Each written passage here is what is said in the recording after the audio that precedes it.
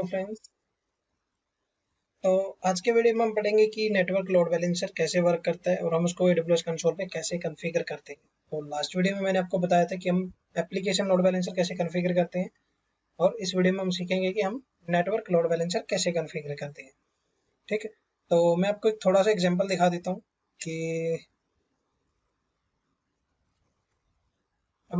हमें करना क्या है। हमें दो EC2 इंस्टेंस क्रिएट करने पहले। थोड़ा सा ले लेता हूँ। ठीक है, ये हमारे दो EC2 इंस्टेंस हो गए और इसके ऊपर हमें क्या करना है, वेब सर्वर कॉन्फ़िगर करना है। ठीक है, EC2 वेब सर्वर 2 डाल देते हैं यहाँ पे, ये 1 2।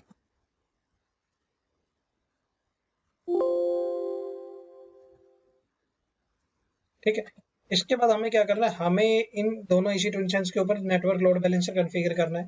तो नेटवर्क लोड बैलेंसर कॉन्फ़िगर करने के लिए आपको क्या करना होगा, हम यहाँ पे कॉन्फ़िगर करेंगे NLB।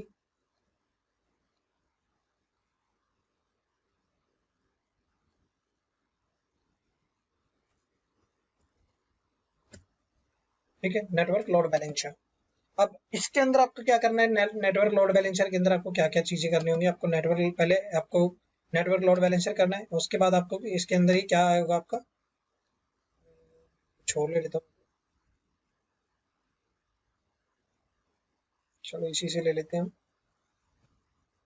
इसके बाद हमें क्या करना है, इसके अंदर टारगेट ग्रुप ऐड क्रिएट करना है एक। तो टारगेट ग्रुप के लिए क्या करते हैं, हम टारगेट ग्रुप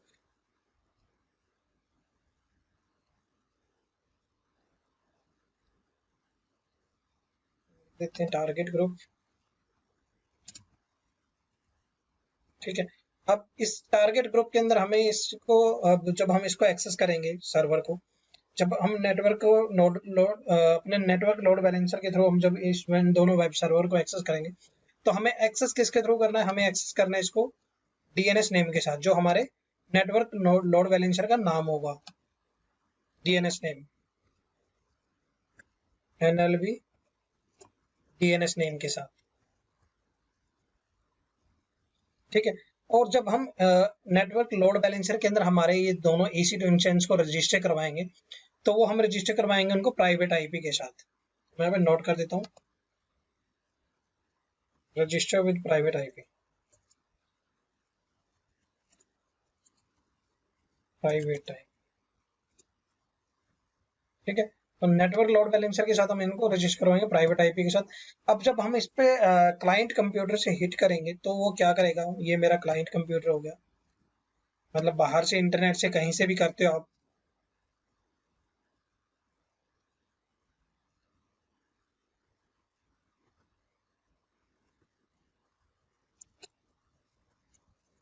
तो वो क्या करेगा, उससे हमें एक्सेस करना है हमारे NLB के DNS नेम को। ठीक है, हम यहाँ पे एक्सेस करेंगे NLB DNS नेम को।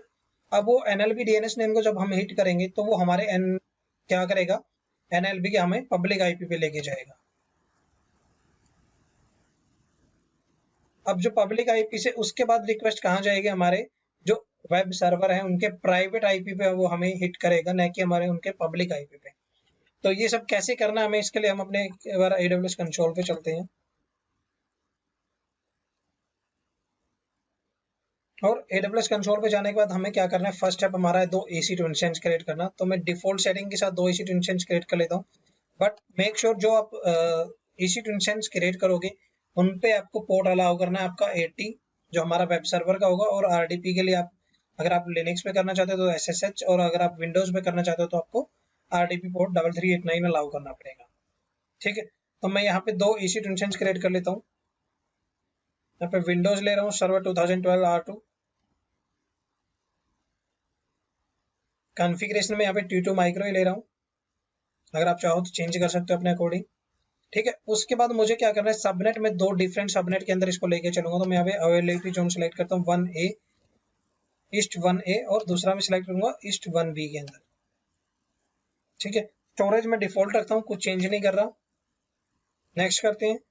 सिक्योरिटी ग्रुप हम यहाँ पे क्रिएट कर लेते हैं, एक नया क्रिएट कर देते हैं हम यहाँ पे NLB डेमो। हमें यहाँ पे RDP3389 अलाउ किया तो मैं इसको एनीवेयर कर देता हूँ अभी के लिए। अगर आप चाहो तो इस पर कस्टम करके भी यूज कर सकते हो। उसके बाद हमें इसको फोटो अलाउ करना है, हमारा जो है HTTP पोर्ट 80 अलाउ करना है, इसको भी मैं एनीवेयर कर देता हूँ। अगर आपको कोई और पोर्ट ऐड करना है तो आप यहाँ से ऐड कर सकते हो। अभी रिव्यू करते हैं, हम इसको लॉन्च करते हैं। यहाँ पे एक नया की पेयर जनरेट कर लेता हूँ, NLB डेमो के नाम से ही कर रहा हूँ मैं। इसको डाउनलोड कर लेते हैं की पेयर को, मैं डेस्कटॉप पे सेव करता हूँ और EC2 इंस्टेंस को हम लॉन्च कर देते हैं। अब जब तक हमारा ये EC2 इंस्टेंस लॉन्च होता है तब तक मैं क्या करता हूँ, एक और EC2 इंस्टेंस क्रिएट कर लेता हूँ सेम कॉन्फ़िगरेशन के साथ।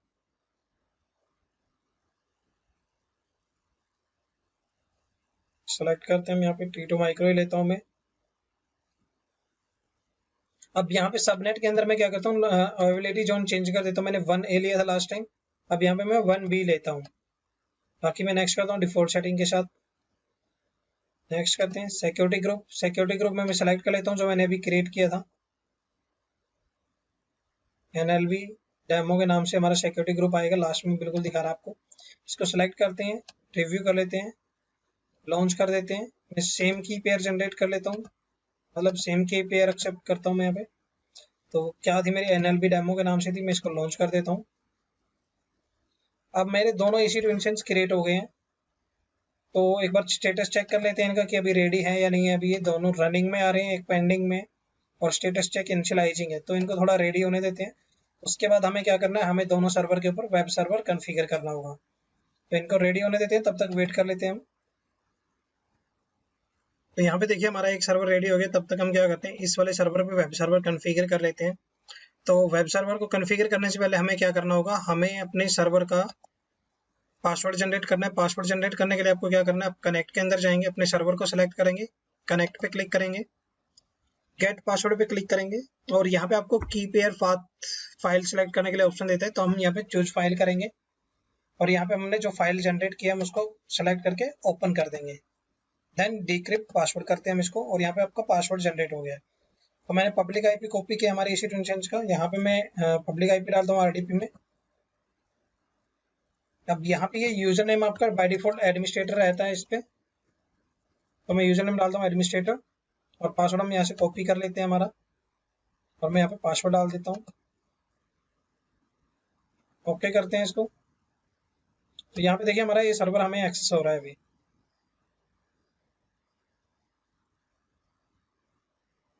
तो अब सर्वर को एक्सेस करने के बाद हमें क्या करना है, इसके ऊपर वेब सर्वर यानी कि IaaS सर्विस को कॉन्फ़िगर करना है। ठीक है, तो हमारा दूसरा सर्वर भी रेडी हो गया, तब तक मैं दूसरे सर्वर को भी एक्सेस कर लेता हूँ जब तक ये हमारा RDP आता है पूरी तरह से। इसका पासवर्ड भी हम जनरेट कर लेते हैं। इसका पासवर्ड भी वैसे सेम ही है, बट मैंने नोट नहीं किया तो मुझे दोबारा से जनरेट करना पड़ेगा। डिक्रिप्ट पासवर्ड करते हैं और इसको भी हम एक्सेस कर लेते हैं RDP के थ्रू। फिर न्यू RDP कनेक्शन ओपन कर लेता हूँ, पब्लिक आईपी पेस्ट करते हैं इसका, कनेक्ट करते हैं, यहाँ पे यूजर नेम डालते हैं एडमिनिस्ट्रेटर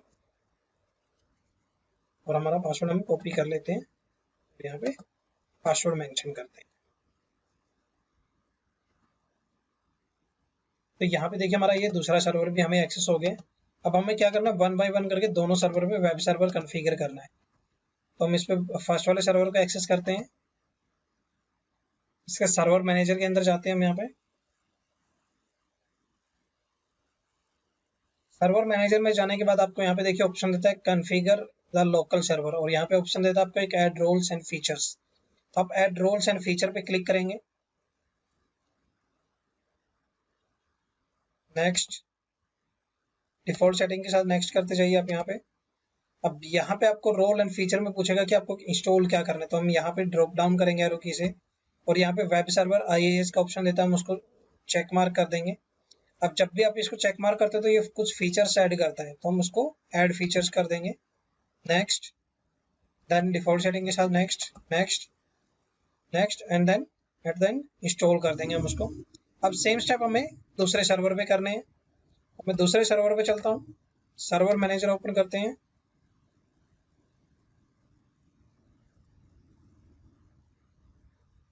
सर्वर मैनेजर ओपन करने के बाद आपको कहाँ जाना है, ऐड रोल्स एंड फीचर्स के अंदर जाना है।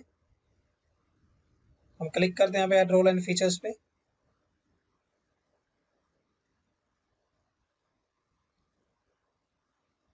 और डिफॉल्ट सेटिंग के साथ आपको नेक्स्ट करना है। अब यहाँ पे आपको वेब सर्वर का ऑप्शन चेक मार्क कर देना है, फीचर्स ऐड कर लेने हमें, नेक्स्ट करना है डिफॉल्ट सेटिंग के साथ। आगे हमें नेक्स्ट और इंस्टॉल। अब हम क्या करते हैं, मैं क्या अगर मैं पब्लिक आईपी लेता हूँ, मान लो मैं फर्स्ट वाले सर्वर का आईपी लेता हूँ, पब्लिक आईपी कॉपी करता हूँ, यहाँ पे हम एंटर करते हैं। तो यहाँ पे देखिए आपको आपके डिफॉल्ट होम पेज एक्सेस हो रहा है वेब सर्वर का। सेम चीज अगर आप दूसरे सर्वर पे करते हो, तो अगर आपको वहाँ पे कॉन्फ़िगर हो गया सर्वर और आप पब्लिक आईपी की तरफ एक्सेस करते हो उसको, तो वो सर्वर भी आपको यहाँ पे उसका को डिफॉल्ट पेज एक्सेस हो जाएगा। इसके बाद आपको करना क्या है, इसके बाद हम क्या करते हैं, एक सर्वर पे जाते हैं किसी पे, और जो डिफॉल्ट होम पेज हम उसको चेंज कर देते हैं। तो हम क्या करते हैं, अपने एक सर्वर पे चलते हैं और उसके हम जो हमारा सर्वर की आई सर्विस का जो मतलब हमारे वेब सर्वर का डिफॉल्ट पेज है, हम उसको रीनेम कर देते हैं। उसकी फाइल का फॉर्मेट मतलब उसका कंटेंट है जो वो हम चेंज कर देते हैं। तो हम सर्वर के लोकल सी ड्राइव में जाते हैं, आईनेट पब के अंदर जाते हैं और www रूट के अंदर जाते हैं। यहाँ पे हमारी ये फाइल है जो हमें रीनेम करनी है, मतलब जिसका कंटेंट हमें चेंज करना है। हम यहाँ पे इसको चेंज करने के लिए क्या करते हैं, इसको मैं अनचेक कर देता हूँ और नोटपैड के साथ इसको ओपन करता हूँ। कंटेंट क्या करता हूँ, मैं डिलीट कर देता हूँ और यहाँ पे मैं कुछ और मेंशन कर देता हूँ, hello this is demo for NLB test NLB server. ठीक है, मैं इतना ही लिखता हूँ यहाँ पे और इसको क्लोज कर देता हूँ। अब मैं क्या करता हूँ, दोबारा से मैं अगर इसको एक सर्वर को मैं रिफ्रेश करता हूँ, फर्स्ट वाले सर्वर को हमारे, तो यहाँ पे हमारा होम पेज क्या होगा, चेंज हो जाएगा। जो पहले ये होम पेज एक्सेस हो रहा था, वहां पे क्या आ रहा है, hello this is a demo for NLB। ठीक है, इसके बाद हमें करना है, हमें load network load balancer configure करना है। तो नेटवर्क लोड बैलेंसर कॉन्फ़िगर करने के लिए आपको क्या करना है, आप अपने AWS कंसोल पे जाएंगे, EC2 इंस्टेंस के अंदर जाते हो और EC2 इंस्टेंस के अंदर जाने के बाद आपको क्या करना है, लेफ्ट साइड में एरो की अगर आप ड्रॉप डाउन करते हो तो आपको यहाँ पे एक ऑप्शन देता है लोड बैलेंसिंग का। लोड बैलेंसिंग के अंदर आपको दो ऑप्शन देता है, लोड बैलेंसर और टारगेट ग्रुप। अभी अगर आप लोड बैलेंसर पे क्लिक करते हो तो हमारे पास अभी कोई लोड बैलेंसर नहीं है। टारगेट ग्रुप पे क्रिएट करते हो तो आपके पास टारगेट ग्रुप नहीं है कोई। आप या तो टारगेट ग्रुप पहले क्रिएट कर लो, या फिर आप जब लोड बैलेंसर क्रिएट करते हो तो आप उस टाइम पे भी आपको ये load balancer target group create करने का ऑप्शन देगा। तो हम क्या करते हैं, हम लोड बैलेंसर क्रिएट कर लेते हैं। यहाँ पे क्रिएट लोड बैलेंसर पे क्लिक करते हैं तो आपसे पूछते हैं कि आपको कौन सा लोड बैलेंसर क्रिएट करना है। तो हमने application load balancer last video में पढ़ा था, इस वीडियो में हम पढ़ेंगे कि हमारा नेटवर्क लोड बैलेंसर कैसे क्रिएट करते हैं। तो हम नेटवर्क लोड बैलेंसर यहाँ पे क्रिएट करेंगे। अब यहाँ पे नेटवर्क लोड बैलेंसर का नाम पूछता है आपसे, नाम क्या रखना है आपको, हम यहाँ पे NLB दे देते हैं, NLB डेमो। अब यहाँ पे दो ऑप्शन देता है आपको स्कीम्स के अंदर, इंटरनेट फेसिंग और इंटरनल। अब यहाँ पे आप डिटेल में पढ़ोगे तो आपको यहाँ पे दिखा भी देगा, वैसे मैं आपको बता देता हूँ। इंटरनेट फेसिंग क्या होता है आपको, कि आपको ये बाहर से एक्सेस करवाना है इंटरनेट के थ्रू। अदरवाइज आप इंटरनल करते हो तो ये इंटरनल सिर्फ आपको मतलब आपके प्राइवेट आईपी के साथ आपके ऑफिस के अंदर ही इंटरनल नेटवर्क के अंदर ही कम्युनिकेट करेगा, बाहर से आप उसको एक्सेस नहीं करवा पाओगे। तो हम यहाँ पे इंटरनेट फेसिंग ही रहने देते हैं डिफॉल्ट। आईपी एड्रेस टाइपिंग में आपको यहाँ पे हम IPv4 ही रखेंगे। अब लिसन किस पोर्ट पे आपको ये लिसन करवाना है, पोर्ट 80 पे करवाना है आपको, यहाँ पे किसी और पे करवाना है तो आप यहाँ पे चेंज कर सकते हो। अगर आपको चेंज सिक्योर के साथ करवाना है, UDP के साथ करवाना है, TCP UDP के साथ, हम इसको TCP के साथ ही करवाऊंगा अभी पोर्ट 80 पे। अब नेक्स्ट ऑप्शन देता है अवेलेबिलिटी जोन्स, मतलब सबनेट के अंदर हमने जो EC2 इंस्टेंस हमने क्रिएट किए थे वो कौन कौन से हमने अवेलेबिलिटी जोन के अंदर क्रिएट किया था। तो मैंने दो जोन के अंदर क्रिएट किए थे हमारे EC2 instance, US east 1A और US ईस्ट 1B के अंदर। तो मैं वो दोनों जोन यहाँ पे सिलेक्ट करूंगा।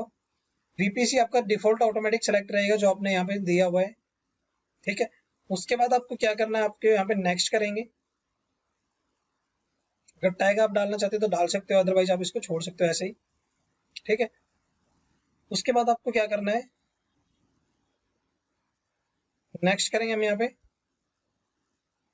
अब यहाँ पे देखिए आपको टारगेट ग्रुप का रेट करने का यहीं पे इसने ऑप्शन दे दिया। तो टारगेट ग्रुप हमारे पास अभी कोई है नहीं है, तो इसलिए आपको यहाँ पे कोई ऑप्शन नहीं दे रहा, ये इसलिए न्यू टारगेट ग्रुप का ऑप्शन आपको यहाँ पे शो कर रहा है। तो यहाँ पे हम टारगेट ग्रुप का नाम दे देते हैं NLB TG। NLB TG मतलब network load balancer target group. अब यहाँ पे दो ऑप्शन देता है आपको, इंस्टेंस और आईपी।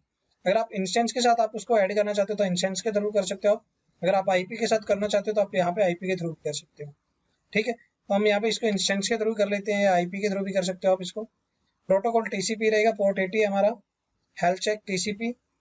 अब यहाँ पे अगर एडवांस हेल्थ चेक सेटिंग के अंदर जाते हो तो आपसे ये पूछता है कि आपका जो इंटरवल, मतलब जो अगर हम किसी सर्वर को हिट करते हैं एक सर्वर से दूसरे सर्वर पे, तो उसमें कितना गैप होना चाहिए कि आपने एक हिट किया तो मेरा इस सर्वर पे जाए, दोबारा मैं हिट करूंगा तो मेरा कौन से सर्वर पे जाना चाहिए, कितने सेकंड के बाद वो दूसरे सर्वर पे भेजेगा, और अदरवाइज वो आपको सेम सर्वर पे भेजता रहेगा।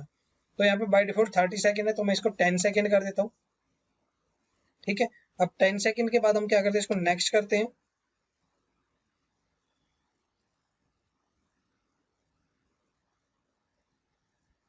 और ये एनएलबी में नाम में एरर दे रहा है, तो मैं इसको क्या करता हूँ, क्या कर रहा है, target name can not contain character that are not letters, मतलब ये लेटर्स के अलावा कोई और वो नहीं लेगा, तो मैं एनएलबी टीजी कर देता हूँ इसको। और इसको फिर हम नेक्स्ट करते हैं, तो ये यहाँ पे देखिए इसने ले लिया है। अब ये क्या पूछता है आपको, रजिस्टर्ड टारगेट। तो रजिस्टर्ड टारगेट के लिए आपको क्या करना है, आपको यहाँ पे अभी मेरे पास कोई रजिस्टर्ड टारगेट नहीं है, तो मुझे क्या करना है, मैंने जो दो हमारे EC2 इंस्टेंस यहाँ पे क्रिएट कर रखे हैं, वो दोनों EC2 इंस्टेंस को मैं यहाँ पे ऐड रजिस्टर करवा दूंगा। रजिस्टर करवाने के लिए आपको क्या करना होगा, आपके या तो यहाँ पे 1 बाय 1 करके सेलेक्ट कीजिए और ऐड टू रजिस्टर कर दीजिए, या आप दोनों सेलेक्ट कीजिए और ऐड टू रजिस्टर में कर दीजिए, तो दोनों आपके रजिस्टर टारगेट के अंदर ऐड हो जाएंगे। उसके बाद आपको क्या करना है, नेक्स्ट में आपको रिव्यू देगा कि हमने क्या क्या सेटिंग ली है हमारे लोड नेटवर्क लोड बैलेंसर, और उसके बाद हम इसको क्रिएट कर देंगे। तो क्रिएट पे क्लिक करते हैं। क्रिएट पे क्लिक करने के बाद ये आपको देखिए यहाँ पे दिखा रहा है कि आपको network load balancer NLB was created successfully. अगर हम यहाँ पे क्लिक करते हैं तो अभी यहाँ पे आपको क्या स्टेटस दिखा रहा है आपके NLB का, यहाँ पे देखिए प्रोविजनिंग का स्टेटस दिखा रहा है। अब जैसे यहाँ पे क्रिएट हो जाएगा तो प्रोविजनिंग की बजाय यहाँ पे आपका स्टेटस इसका एक्टिव आ जाएगा। अगर आप यहाँ पे टारगेट ग्रुप के अंदर जाके देखते हो तो आपको यहाँ पे टारगेट ग्रुप भी शो करेगा, जो हमने टारगेट ग्रुप क्रिएट किया है। टारगेट ग्रुप की डिटेल्स भी आपको चेक करनी है, आप चेक कर सकते हो यहाँ से। अगर आपको चेंज करनी है तो आप यहाँ से चेंज भी कर सकते हो, जो हमारी है NLB की डिटेल्स है। यहाँ पे टारगेट के अंदर हमने जो EC2 इंस्टेंस रजिस्टर कर रखे हैं वो आपको शो कर रहा है। आपको अगर कोई और ऐड करना तो आप एडिट करके यहाँ से ऐड कर सकते हो। हेल्थ चेक वगैरह आपको देखने हैं यहाँ पे। ठीक है, तो सारी चीजें आप यहाँ पे मॉनिटर कर सकते हो। दोबारा से हम नेटवर्क लोड बैलेंसर पे चलते हैं और स्टेटस चेक करते हैं, तो यहाँ पे आपको अभी भी ये क्या दिखा रहा है, प्रोविजनिंग दिखा रहा है। अवेलेबिलिटी जोन हमने कौन कौन से लिए हैं, जिसके अंदर हमारे EC2 इंस्टेंस क्रिएटेड है, 1A और 1B है। तो हम थोड़ा वेट कर लेते हैं जब तक हमारा ये EC2 instance network load balancer create होता है, एक्टिव होता है।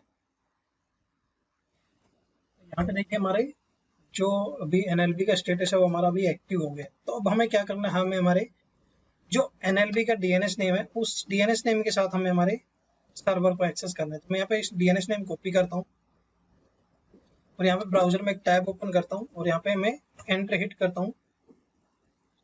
तो आप यहाँ पे देखेंगे कि आपको इनमें से एक सर्वर एक्सेस होगा, जो अभी देखिए आपको डिफॉल्ट होम पेज वाला एक्सेस हो रहा है, जो आप यहाँ पे भी देख सकते हो। दूसरा पेज आपका यहाँ, तो यहाँ पे आपका डिफॉल्ट है, मतलब एक hello this is a demo for NLB access हो रहा है, और यहाँ पे आपका पब्लिक आईपी तो डिफरेंट।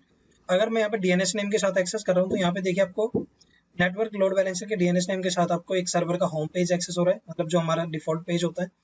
अब अगर मैं इसको 10 सेकंड के बाद दोबारा से रिफ्रेश करता हूँ तो ऑटोमेटिक ये दूसरे सर्वर पे स्विच कर जाएगा। मुझे मैं यहाँ पे वेट कर लेता हूँ 10 सेकंड के लिए और इसको मैं एक्सेस करता हूँ।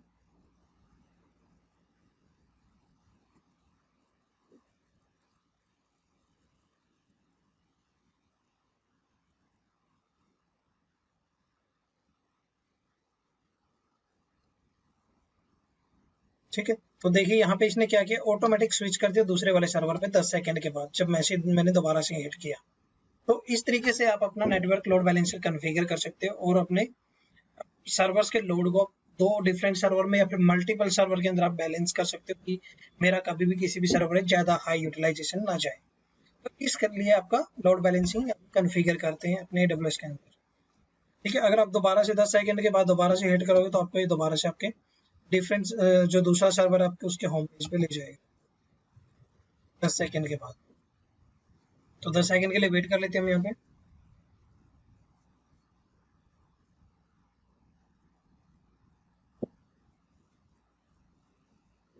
और 10 सेकंड के बाद अगर आप दोबारा से हिट करोगे तो देखिए ऑटोमेटिक दूसरे सर्वर पे आपका स्विच हो गया है। ठीक है, इस तरीके से हम नेटवर्क लोड बैलेंसर कॉन्फ़िगर करते हैं अपने AWS कंसोल में। आप अपना यहाँ पे एक बार प्रैक्टिकल करके देख सकते हो। अगर आपको कोई डाउट होता है तो आप मुझे दोबारा से आप मैसेज कर सकते हो, दोबारा से हम इसको चेक कर सकते हैं। आप वीडियो देखिए, आप डेफिनेटली अपने आप कर पाओगे। और जैसे आपका ये रेडी हो जाता है, आप कॉन्फ़िगर कर लेते हो, तो आप प्रैक्टिकल करने के बाद आप इसको डिलीट कर दीजिए ताकि आपको एक्स्ट्रा बिलिंग ना आए इसकी। ठीक है, तो बिल डिलीट करने के लिए आपको क्या करना होगा, आपको अपने पहले आप टारगेट ग्रुप को डिलीट कर दीजिए। टारगेट ग्रुप के अंदर जाएंगे हम एक्शन के अंदर और डिलीट कर देंगे इसको। यस, अब ये क्या कह रहे हैं, देखिए आपको यहाँ पे क्या कह रहा है, यूज्ड बाय लिसनर और ए ruler. Target group is currently in used by A listener और ए रूलर। मैं क्या करता हूँ, पहले हम अपने लोड बैलेंसर के अंदर जाते हैं। यहाँ से लोड बैलेंसर को डिलीट कर देता हूँ। यस करते हैं हम इसको, मेरा लोड बैलेंसर डिलीट हो गया। उसके बाद हम टारगेट ग्रुप के अंदर जाते हैं और टारगेट ग्रुप को हम डिलीट कर देते हैं। तो अब आपको वो एरर नहीं देगा। ठीक है, डिलीट हो गया। उसके बाद आप अपने EC2 इंस्टेंस को टर्मिनेट कर दीजिए जो आपने क्रिएट किए थे लोड बैलेंसिंग के लिए। मैं अपने एक्शन में जाके दोनों को टर्मिनेट कर देता हूँ। यस, तो आज के वीडियो में इतना ही दोस्तों। देखते रहिए, शेयर करते रहिए और सपोर्ट करते रहिए। So thank you guys, bye bye.